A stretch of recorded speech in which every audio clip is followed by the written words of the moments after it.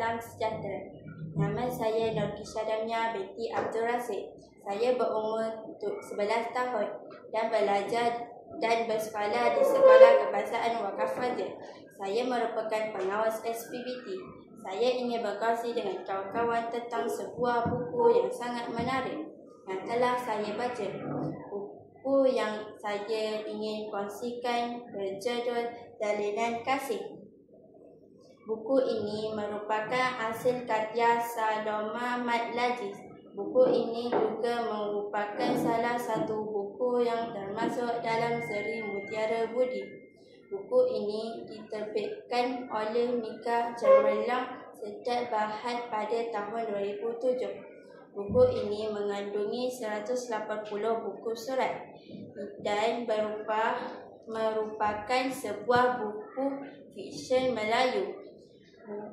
Buku ini mengisahkan tentang seorang remaja yang bernama Syam dengan konflik rumah tangga ibu bapanya.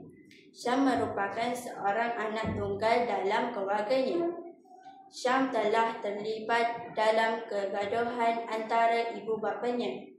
Ibu bapanya sangat sibuk dengan kerjanya masing-masing sehingga mengabaikan perasaan Syam.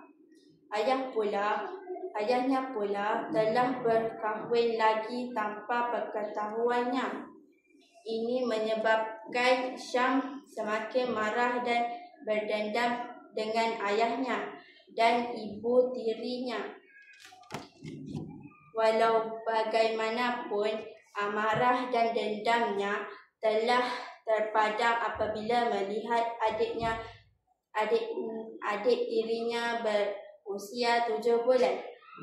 Pada pandangan saya, buku ini dapat memberikan impak kepada pembaca baginya hubungan keluargaan yang perlu dititik beratkan dalam kehidupan.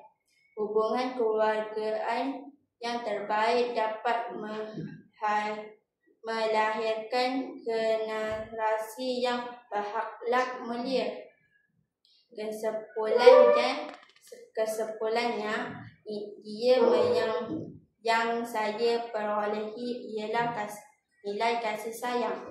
Sebagai seorang anak, kita hendaklah sentiasa menyayangi dan menghormati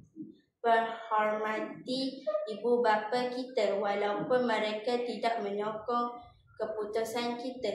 Sebagai ibu bapa pula, mereka sentiasa mahukan yang terbaik untuk masa depan kita.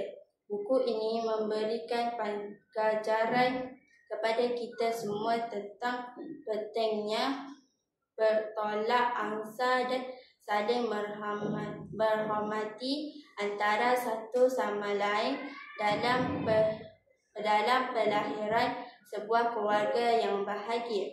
Sekian, terima kasih.